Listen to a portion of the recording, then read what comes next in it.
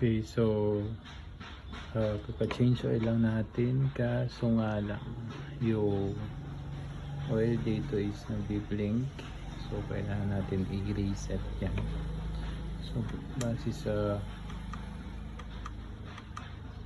panood natin na tutorial, yung una is start tayo sa from the beginning. Okay, yan. So ito nagbi-blink yan, ibig sabihin is kailangan mag-change oil. Kaso nga lang yung problema is kaka-change oil lang natin. So gagawin natin dito, i-set natin to sa 3.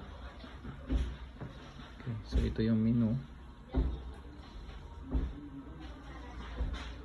para ma-change yung settings dito. Okay, mayroong trip 1, trip 2 dito eh. Trip 1, trip 2. Punta tayo ng dito, trip yung after nung settings ng battery. So yung gagawin is i-hold natin to menu to para sumaba yung blink ni oil dito kay kilometer natin.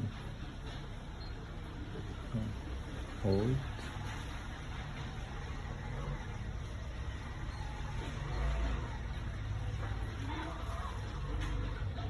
So ito yung unang tutorial na napanood natin. Try natin kung may gana siya. After nyan, i-off daw natin yung motor. Few seconds on ulit. Alright, sabi daw dun is mawawala, pero hindi siya nawawala. Yan. Good thing meron tayong step 2. Okay, so since dito pa rin tayo sa trip, pwede rin tayo gumawa ng another steps. Okay. Hold ulit.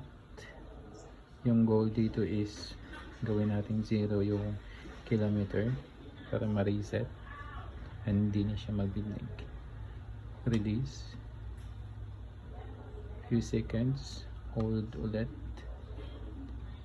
Tingnan natin maging, ayun, kumana na siya. Yun. So yung goal lang is dapat maging 0 to para hindi na yung oil natin magbi-blink.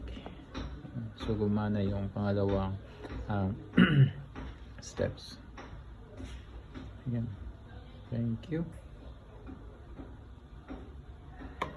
Thank you mga boss.